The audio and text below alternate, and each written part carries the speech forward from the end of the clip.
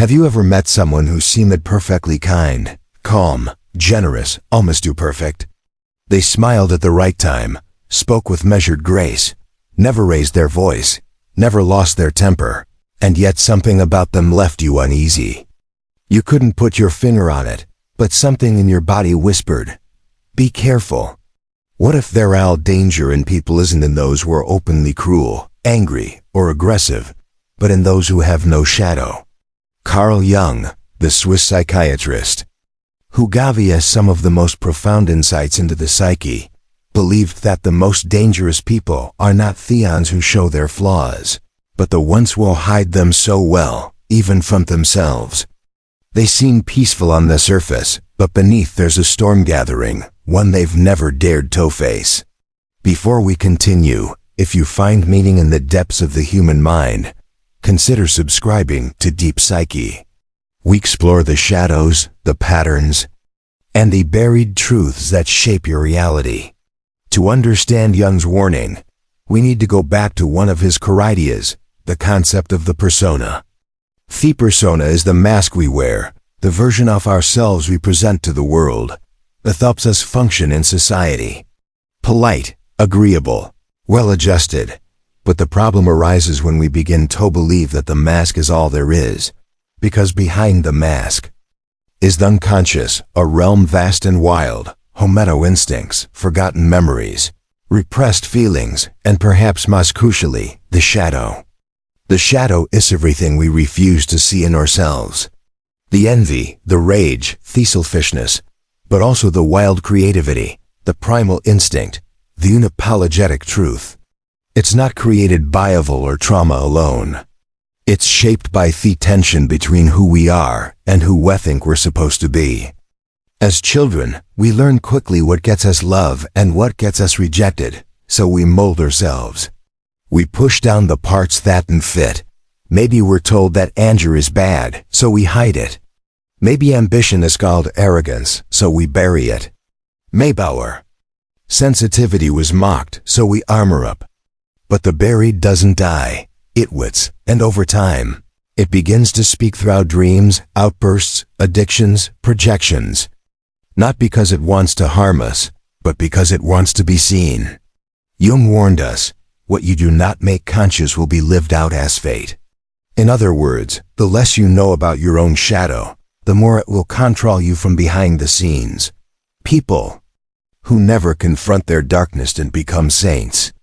They become ticking time bombs. Not just to others, but to themselves. Here's the paradox. Those who think they're all good are the most dangerous because they lack reflection. They lack self-doubt. They lack the humility to say, maybe the problem is me. They justify their control as care, their manipulation as protection, their cruelty as tough love, and they'll convince you in themselves that they're always on the side of righteousness. But deep beneath their moral glow is shadow bursting at the seams. The moment you challenge them, even gently, you'll see the cracks. Sarcasm, cold withdrawal, silent punishments, or worse, a passive-aggressive game where you're made to feel like the crazy one. They don't explode like overtly toxic people. They erode slowly, subtly, until you start doubting your reality, shrinking your needs, tiptoeing around their expectations, all while they keep the mask perfectly polished. You'll hear phrases like, "I'm only saying this because I care." Everyone says, "I'm the nicest person, I never get angry, I'm just concerned." But your gut knows something's off. That's your nervous system detecting the split between who they pretend to be and what they've never dared to integrate. And this is where Jung's insight cuts deepest. The danger isn't in darkness. The danger is in denying it. A person who says, "Yes, I can be selfish. I can be reactive. And I'm working on it," is far safer than someone who says, "I'm always kind. I never hurt anyone. I'm not like those people." Because the one who admits their shadow is in a relationship with it, but one who denies it, they are recontrolled by it without ever realizing it. Jung believed this refusal to see the shadow wasn't just a psychological problem. It was a spiritual blindness, a refusal to look inward, a dangerous innocence. And that innocence turns venomous. Not because it wants to, but because it has nowhere else to go. All the energy we spend suppressing our shadow leaks out sideways. Through bitterness, chronic dissatisfaction, control, or self-righteousness. So, how do you protect yourself? By listening to the unease. Not every well-mannered person is safe.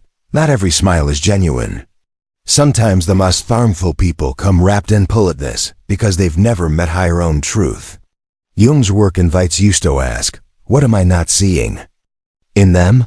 But more importantly, what am I not seeing in myself? Because the more we know our own shadow, the easier it is to spot the games, the masks, the manipulations in others. And once you see it, you can't unsee it. If you felt this unease with someone but couldn't explain why, you're not crazy.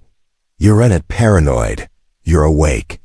And the truth is, they may never change because doing so would mean admitting that their perfection was a lie. But you can choose differently. You can face what they avoid. You can meet your shadow, befriend it, learn from it. Because when you do, you don't become darker, you become whole. And in that wholeness, you become immune to those who haven't yet met themselves. If this reflection opens something inside you, consider subscribing to Deep Psyche, where we dive beyond the surface and into the soul. Because knowing yourself isn't a luxury, it's protection.